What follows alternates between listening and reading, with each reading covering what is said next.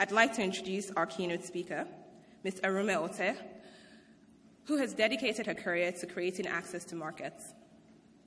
She has just been the past Director General of the Securities and Exchange Commission in Nigeria. She's also been recognized globally for her contribution to society as well as her efforts in pushing for the economic development of Nigeria. She's also a graduate of HBS, and it's my pleasure to welcome you back to campus to close the Africa Business Club 2015. Please help me in welcoming Mr. Arunma Oteh.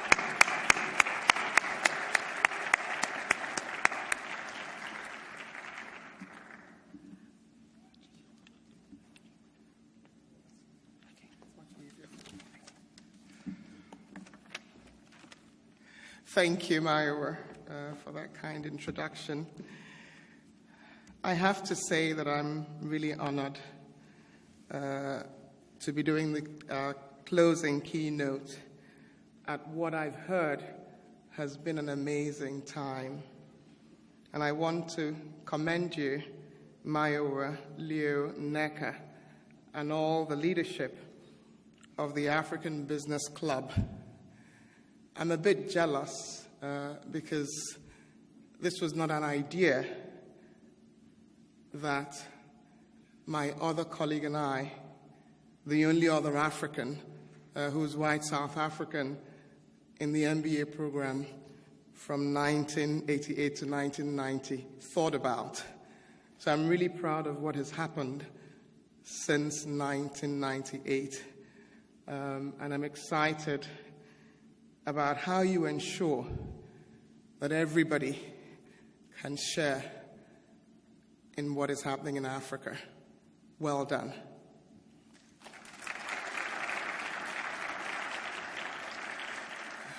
I'm also really happy to be here because this is my first time back at the campus since my 20th reunion in 2010.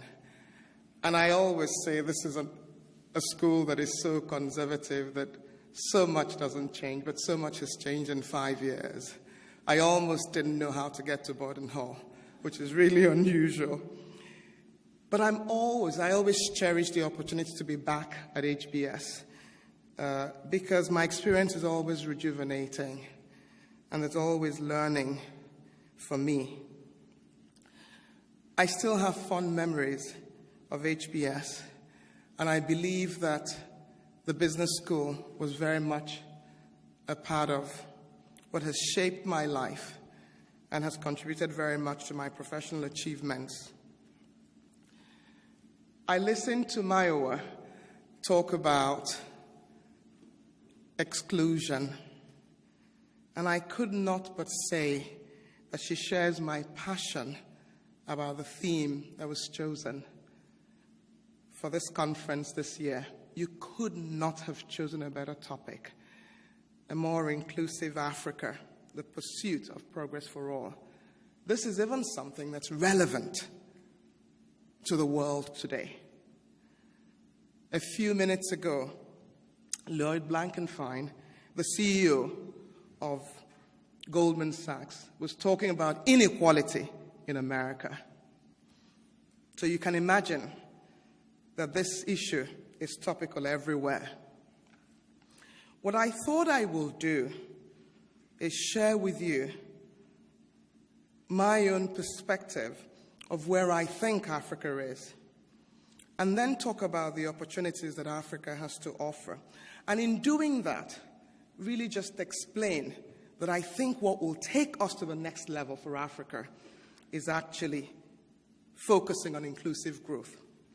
But I would love to end with something a bit more personal and talk about you and whatever opportunity that you decide to take on as you focus on Africa.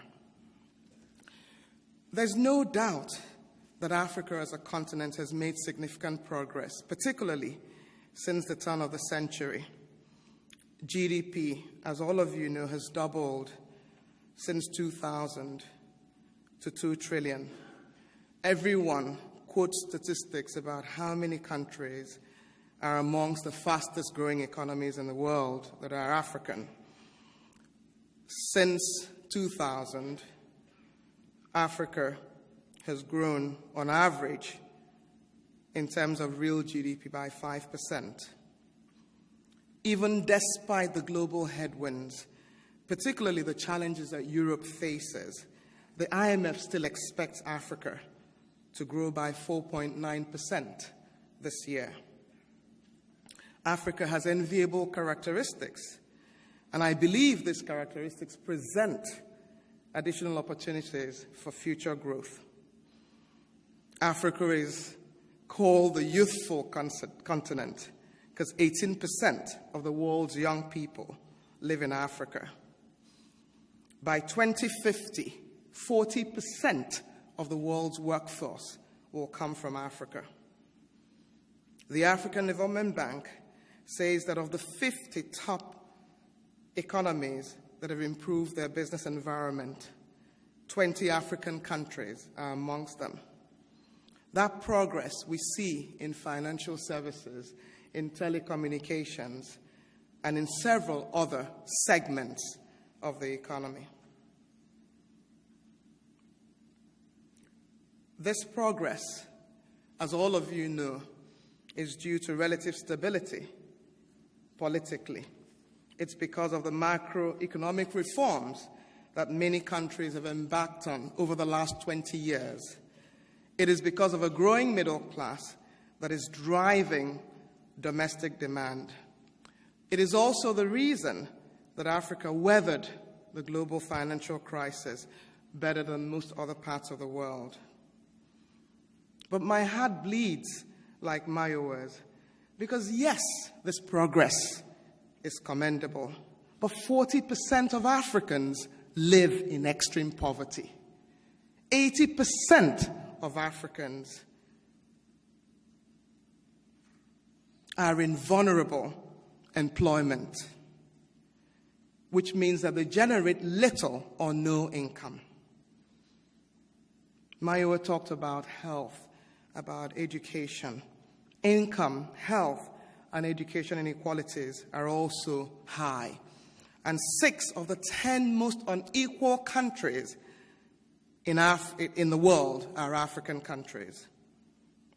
I also believe that even though we've enjoyed growth over the last 20 years, that is enviable, that this growth is still fragile, because many African countries are still not resilient to shocks.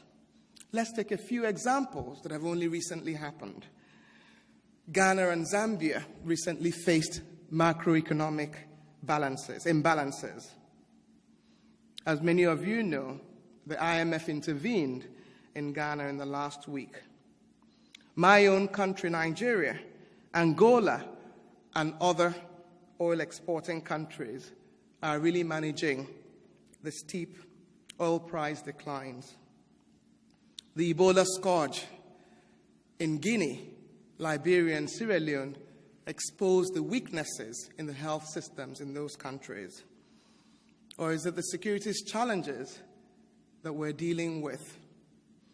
Or the political challenges? I think about Central African Republic and Cote d'Ivoire.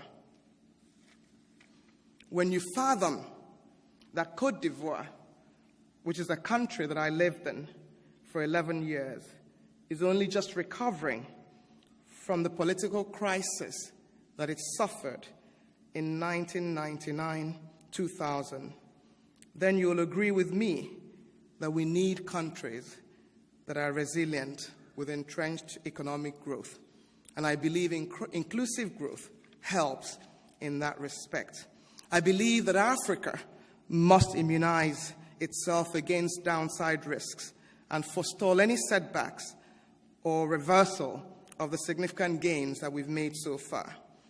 By maintaining high growth rates over decades to come, inclusive growth ensures that the dividends of prosperity are shared widely and evenly in society.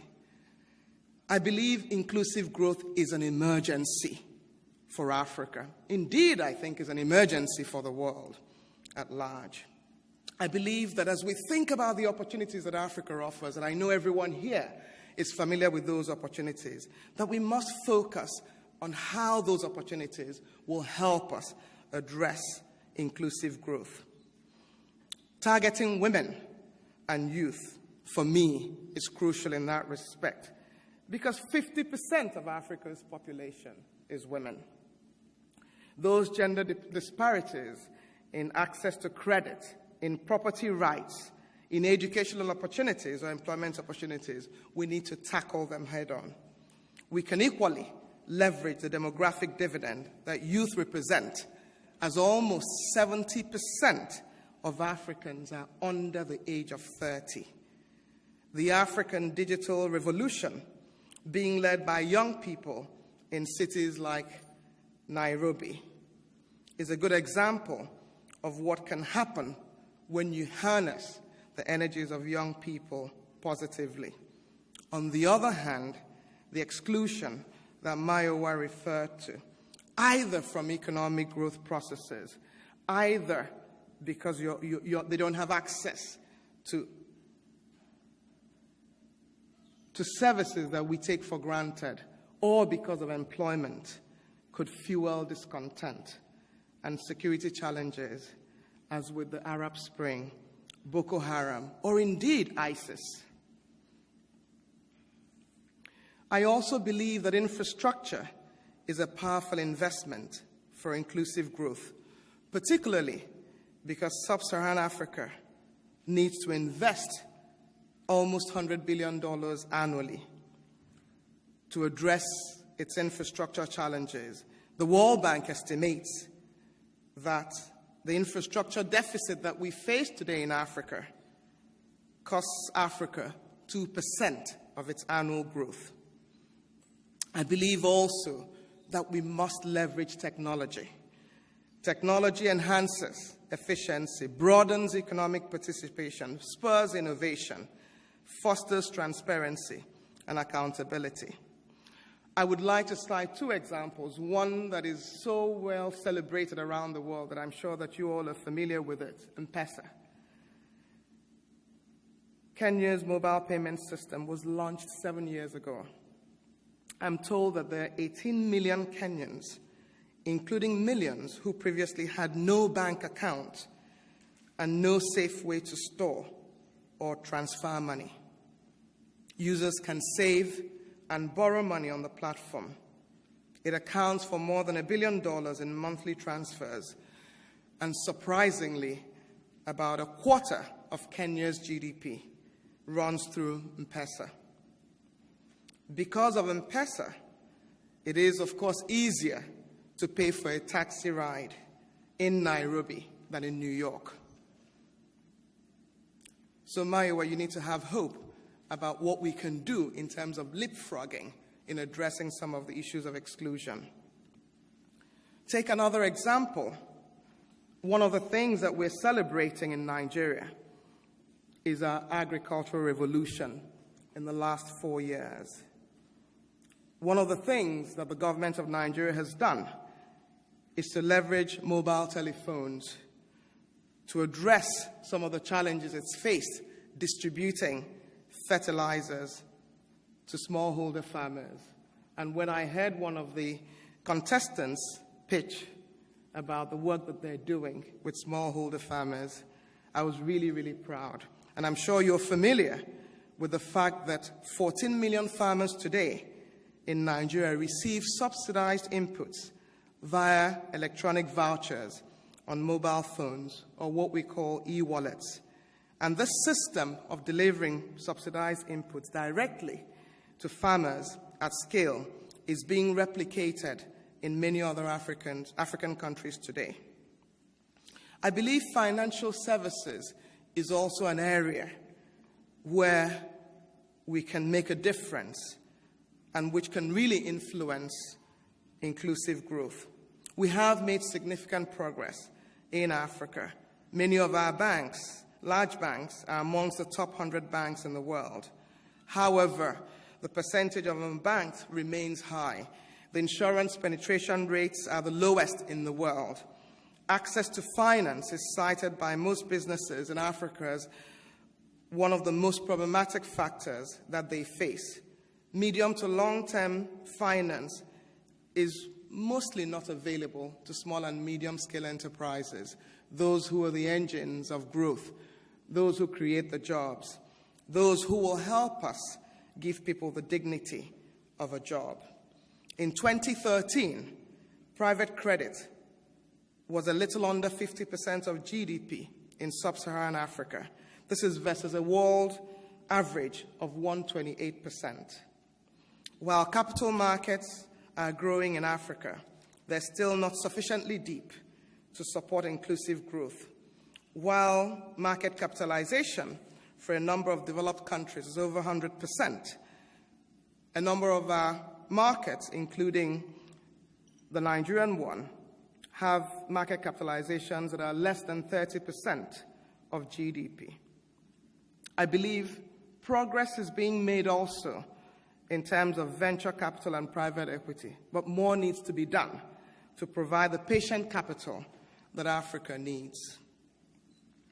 I believe that governance is key to inclusive growth. We've made significant progress in Africa, whether it in respect of the democratic transitions that happen frequently, whether it's in terms of engaging citizens, whether it's in terms of leveraging technology to build strong institutions and processes, whether it's to entrench financial governance. However, a lot needs to be done in a number of areas.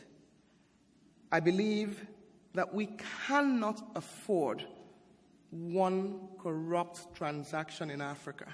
We cannot afford one corrupt person in Africa. And therefore, more progress needs to be made in tackling corruption, both from the side of the givers and the takers, whether in Africa or outside of Africa. People don't realize that corruption doesn't only affect people financially, but that there are also known obvious financial costs. The African Development Bank revealed that children drop out of primary school 5 times more, and infant mortality is twice as high in countries where corruption is most prevalent. So you can imagine the multiplier effects of corruption. We must tackle corruption aggressively and decisively, because that will fuel inclusive growth, because those who suffer the most are really the poor.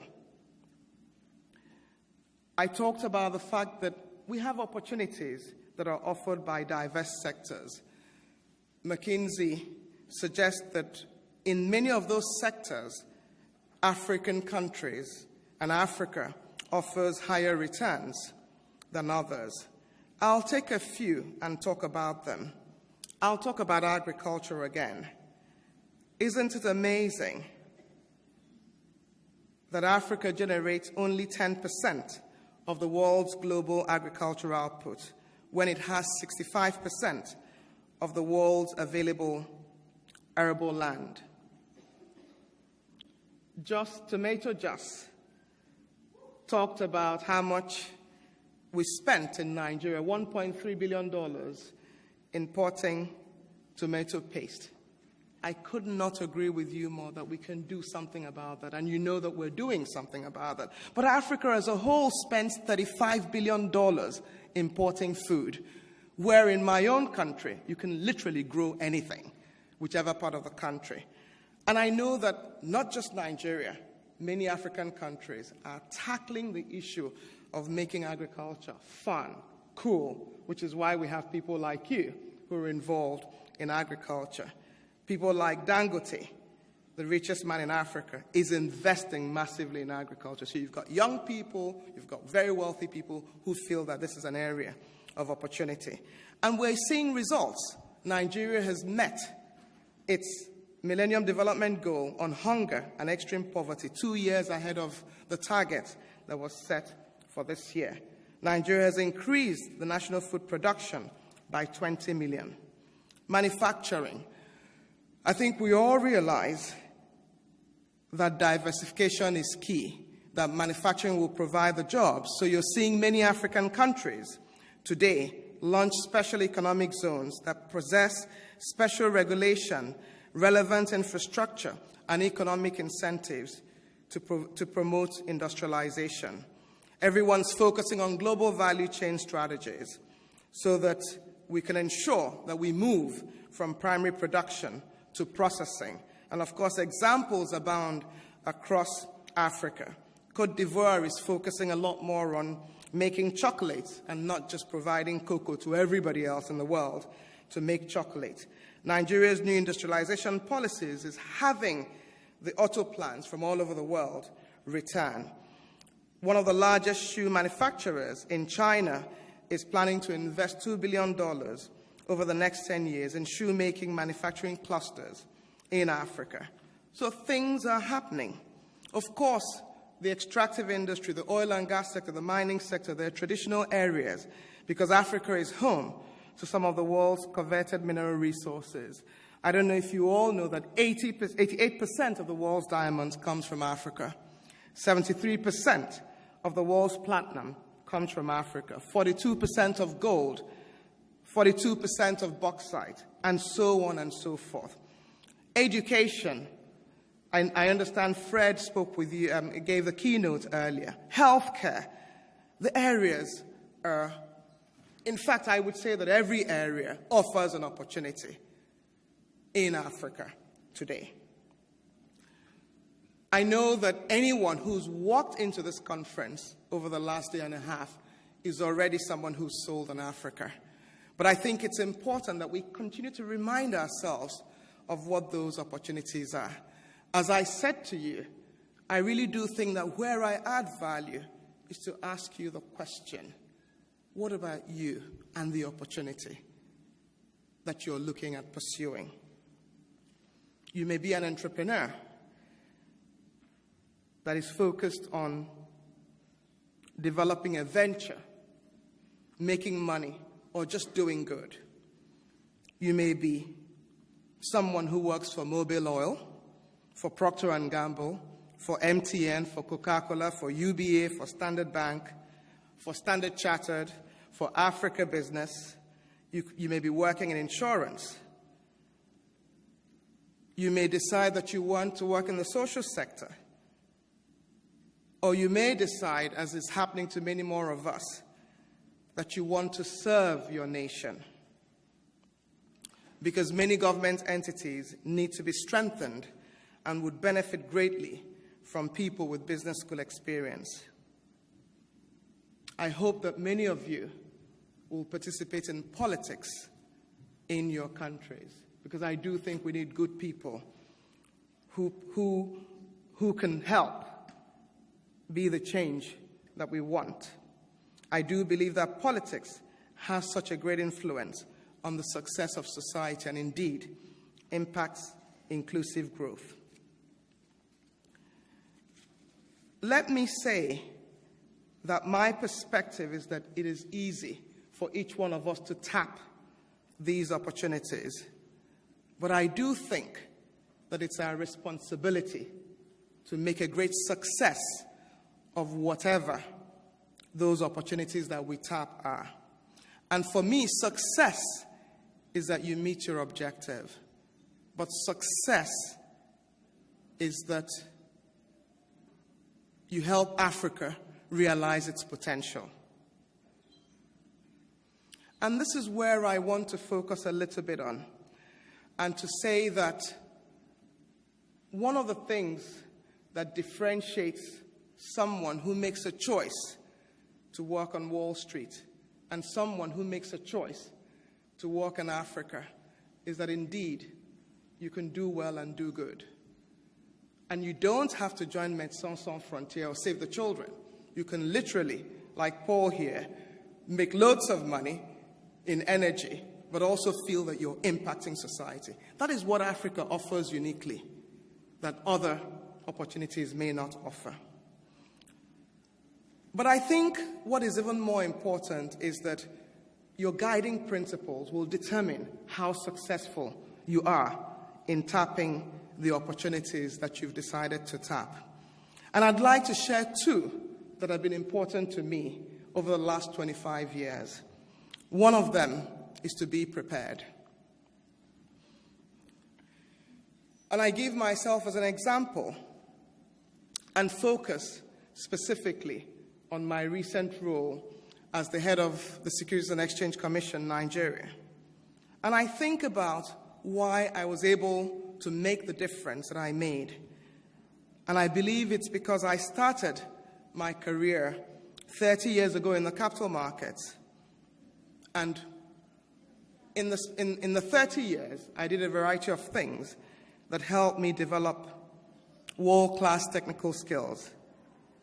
But I don't believe that was sufficient in the difference that I made. I think the leadership skills that I garnered from school and in rising through my career were very important.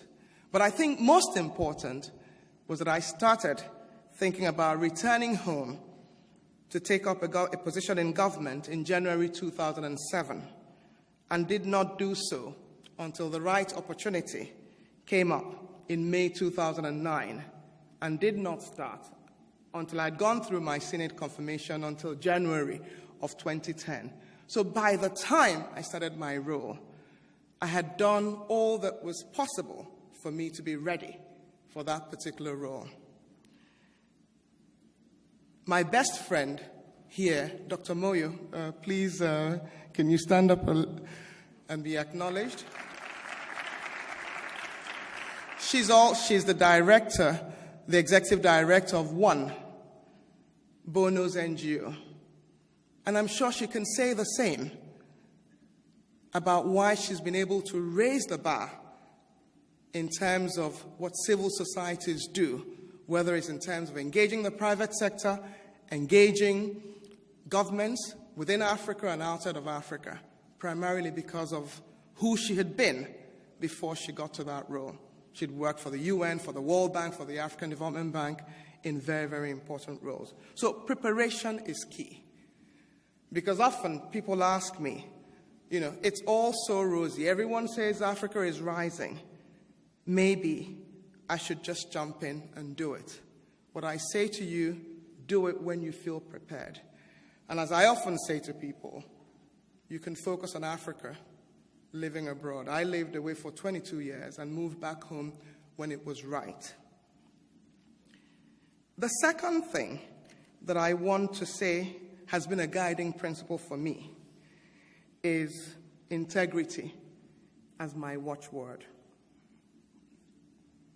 You may think it's a cliche, but I feel very strongly about it because I do feel that each and every one of us in this room is a role model. I really do feel that to whom much is given, much is expected. And any of us who's able to be at the HBS ABC conference is someone whom much has been given. So much is expected of you.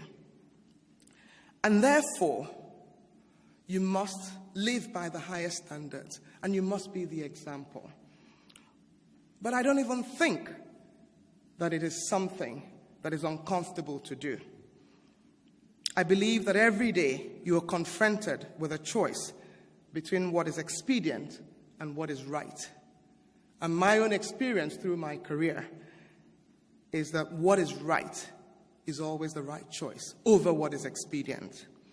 Many of you who have followed the time that I spent at the Securities and Exchange Commission, Nigeria, and many of you who are familiar with what it means to be a capital market regulator anywhere in the world, particularly after the global financial crisis, know that you have big battles and you fight politically connected people and very wealthy people.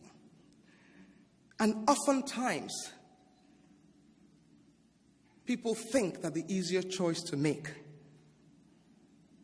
is to do what is expedient. My own experience, and mine has been very widely reported, it's on YouTube, about some of the experiences I had. I think the one that's most exciting to people is the saga that my team and I had with the Capital Markets Committee of the House of Reps in Nigeria. And that experience for me, looking back, even at the time, I always thought at the time that doing what is right is the choice. And today I stand here before you and look back and think that people feel differently about what it means to be a government official in Nigeria, because people feel that you can actually stand up for what you believe in. You can stand up for what is right. Because my team and I decided that we will stand up for what is right.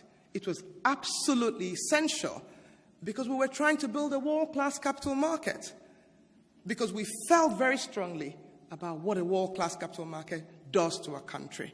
We felt that it was not just about raising money for infrastructure or raising money for new businesses or for expanding existing businesses, that it was more than that it was about building a meritocracy because you have a well-functioning market, that it was about good corporate governance, that it was about ensuring that we had an environment that could attract domestic investors, international investors, and that we could build that confidence because we had a market that had integrity. And the only way we could do that was for people to know that no matter what people thought the cost was, that the apex regulator of the Nigerian capital market would stand up for what is right. It was for us also critical because, like Mayowa, I do believe that inclusive growth is absolutely what will take Africa to the next level. And for us, the capital markets create wealth, but they also distribute wealth. Because either you build a business and become a Mark Zuckerberg, or become Apple, and your company becomes the largest capitalized company in the world.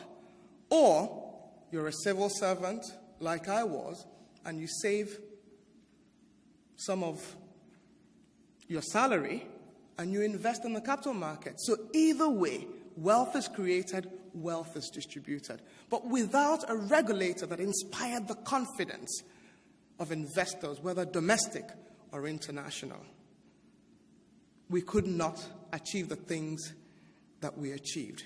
And our stance on integrity, no matter what people perceive the cost, was what enabled us build that confidence as to the fact that Nigeria wanted to build a world-class capital market. So the benefits of that watchword of integrity is not just to yourself. It's to the people that you serve. It's to the nation that you serve. It's to Africa. But I also think that it's to society. These are the thoughts that I want to share with you. I'm excited about the possibilities for Africa. Mayowa and everybody else here, no one is going to have Africa be more inclusive if each and every one of us that is sitting here in this room, if we don't get involved, if we don't ask ourselves in the individual opportunity that I want to focus on, what difference do I make? How can I make sure that that difference that I make is really the best that can be done? How can I make sure that society realizes its potential through what it is that I've done? I can say to you, you can do well and do good in Africa. Thank you.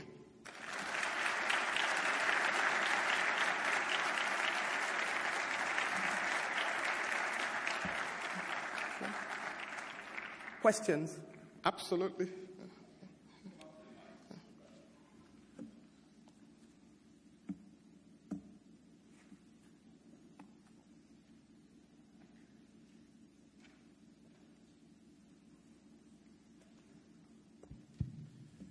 Hi, Ms. Oteh. Thank you very much for talking to us today. I have a question, and it's in regards to your move back to the continent. I think a lot of us Africans in the diaspora, and we want to move back. What were some of the difficult things you had to face when you moved back that you weren't expecting? Because I think we're expecting, NEPA or the power situation to be bad, the roads, those things we're expecting, but what were some things that you couldn't quite, you didn't quite imagine, but they were there?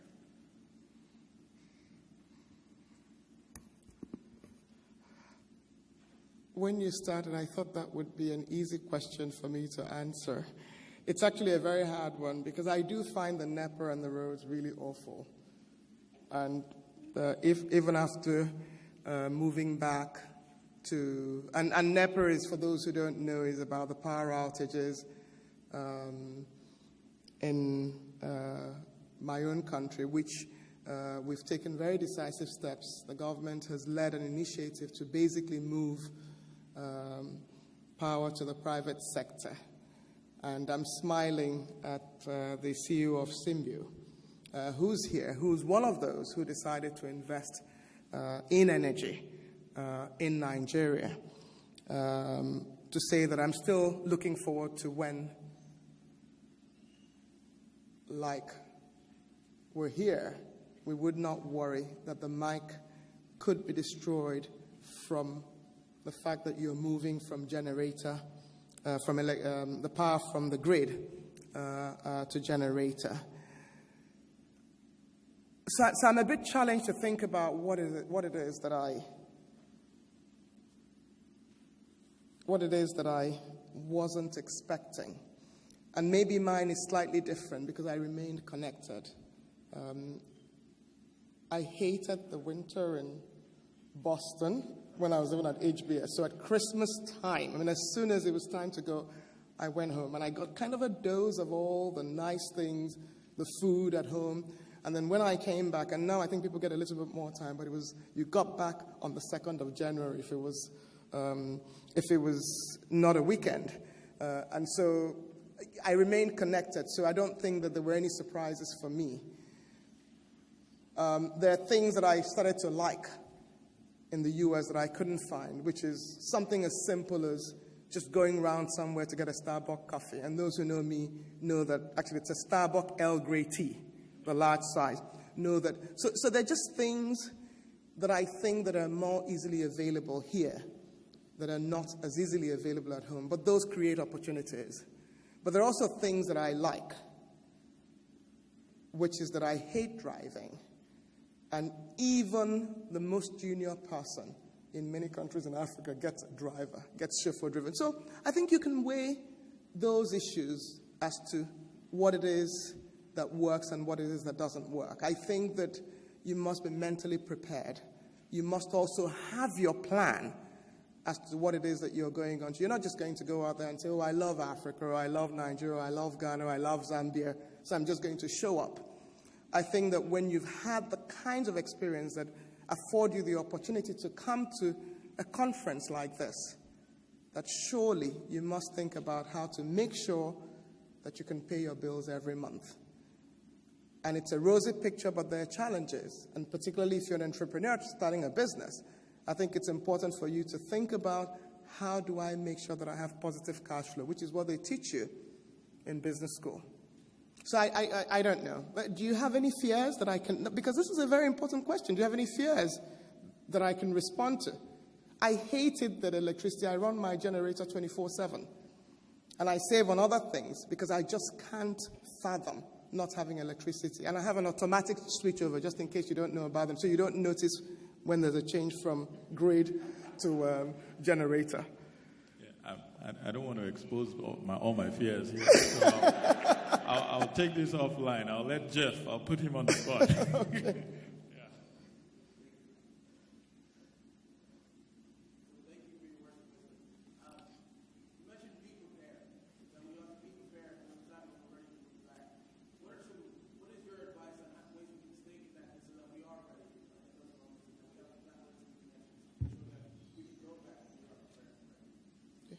Well, first and foremost, as I mentioned, you must make sure that you can pay your bills.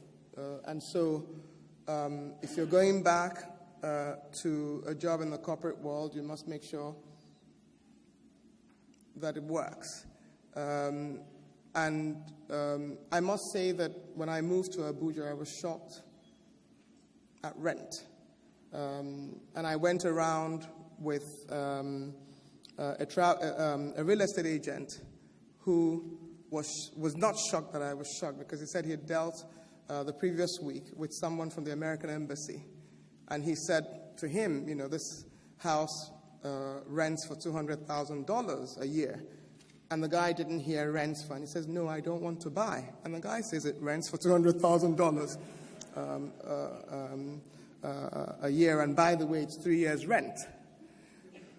So I think doing your maths and understanding how you will make your cash flow work for you, I think is important. The second thing, which is more important, is what I said, is to start to develop the relationships that you will need when you get back home. So if you're looking to build a business in the telecom sector, you know that you may have partners as the large telecom companies. You may also know that you need to build relationships with other institutions. You start to develop those relationships as quickly as possible.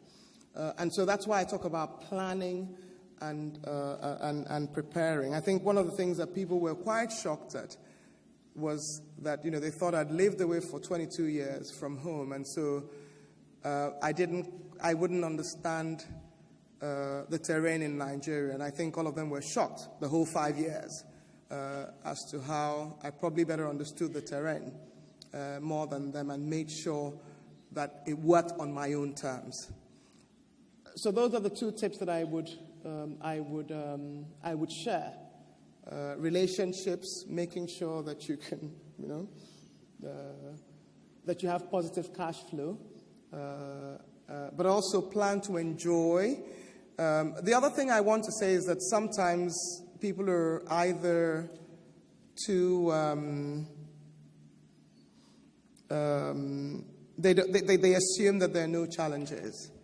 And it's exciting. I wish that I had moved back much sooner than I did. But there are challenges every day. And if you're aware of it and you have the right attitude, I think you can better address them. Thank you very much for your insightful comments and great talk. You encouraged us that it's possible to remain active and be impactful from remotely. I found that it's really difficult to be effective without the local presence and local context of the issues within Africa. And I want to know your opinion on how to remain effective without that local presence. It's a very important question, and I think I'll partner you with Paul, who has a very close local partner. And part of what everyone does is, if you're not resident in the country, have a local partner, because I think that the local intelligence is absolutely important. But ensure that you choose a partner that is aligned with your values, that you choose a partner that will bring you value so that it's not a waste of your time. And make sure that even if you're friends, that there's clarity in what it is that each person brings to the table, and what if there's remuneration. And as I said, even if you're friends, I think putting together a contract, even a friendly contract, so that there's an understanding, and having ways in which you monitor. I think it's much easier now than many years ago when I graduated, because you can keep in touch in all sorts of ways. And therefore, it's much easier. I think the world is almost, a global village. My niece, Ralu, who is here, keeps as much in touch with me. Sometimes I think she keeps in touch with me more when we're farther away than when we're in the same city. And that's because of all the tools that are available to do that. Thank you for your service, for what you are doing in Nigeria. Important work. But that work will be really destroyed without security. And currently, we have the problem of Boko Haram in northern Nigeria, which is a big security threat. So we are a bit worried here. And really, this is my first opportunity to speak to an official from Nigeria, and I would like to have your assessment of the situation and really how much we should be worried about the threat.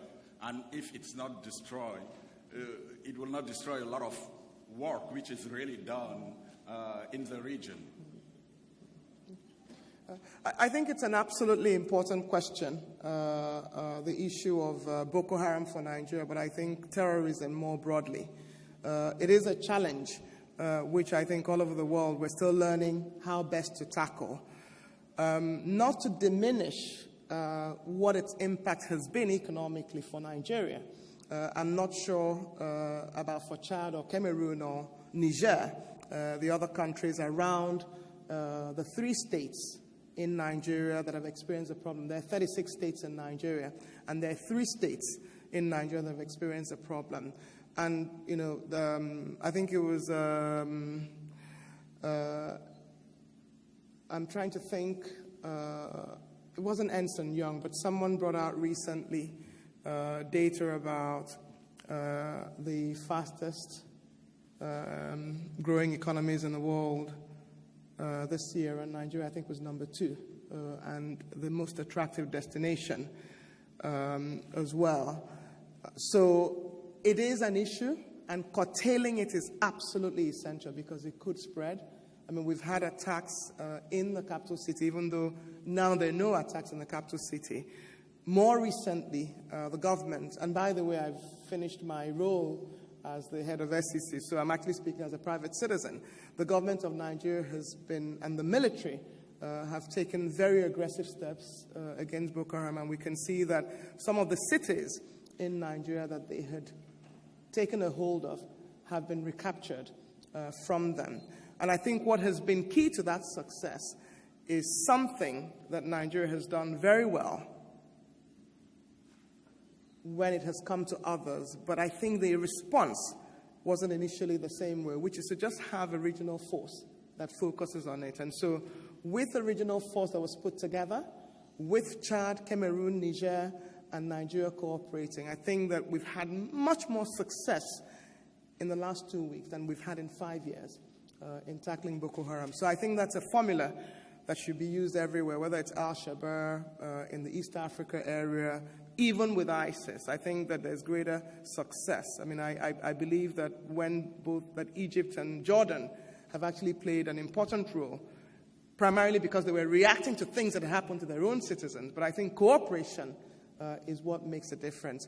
So for us in Nigeria, it's something that is new, is something that people even say it's not Nigerian, they're not from Nigeria, because people just don't feel associated with it. It hasn't had as much of an impact, and it certainly doesn't affect the capital markets in Nigeria. Thank you. I think we're out. Okay. What about the lady? At least I said to him, gender equality. What about the lady?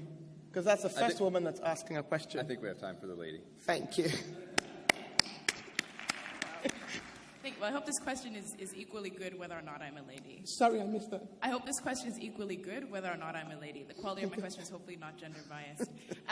You spoke about capital markets creating both wealth but also acting to distribute wealth. Yes. I think the unfortunate reality is that the frictions we see in trying to distribute wealth are disproportionate.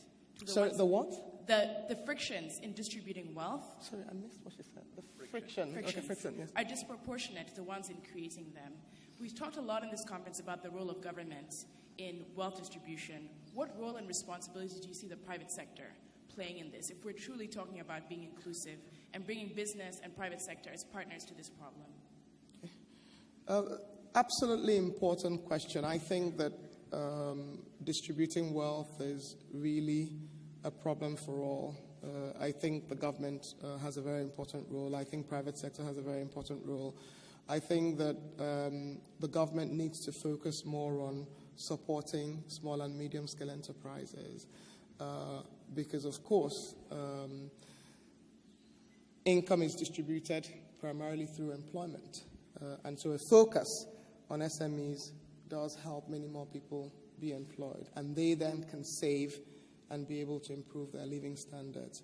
The other way is to have, even and at the SEC, Nigeria, we worked very hard to promote products and instruments that targeted the ordinary person, to promote a culture where people can understand that it is not only the wealthy that should save. I mean, if you earn $1 and you can't save, you certainly can't save if you earn $1 million. So it's really an attitude. And also to have countries focus on financial responsibility and on financial inclusion as something that is important for society. People accused us that it was because we were the apex regulator of the capital markets. That was why we were very much almost militant and evangelistic about the importance of saving and investing. And our view is that if you raise financially responsible citizens, in fact, if you raise financially responsible children, they will be responsible citizens, because some of what being financially responsible does is give you discipline, give you some of the skills that are basically life skills. And so our view is that you need to have a strategy at the level of the government, but that everybody, the individual, the private sector, and of course some of what has happened in a country like mine is that the reform of the pension sector has done absolutely much more than many other things to change the culture from a consumer culture to a savings culture, because people just learn to save with a defined contribution system versus what they had before, which is not even funded, a defined benefit system. So there are very many things you can do at different levels to try and ensure that people are financially responsible. Yeah. I think she's feeling guilty about the fact that I said that you should give her a chance as a woman. I never feel guilty. I never get a break as a woman. So if anybody gives me a break as a woman, I accept it. So. No, I'm sorry. Thank you so much. Sorry, he's feeling financially excluded. So I think, or conference excluded. Yeah, so. Can we have a big round of applause for Ms. Oteh? Thank you so much for your insights and personal experiences. And we have a small present here from the club. Thank you so much. Thank you very much. Thank you very much. It's really special of you.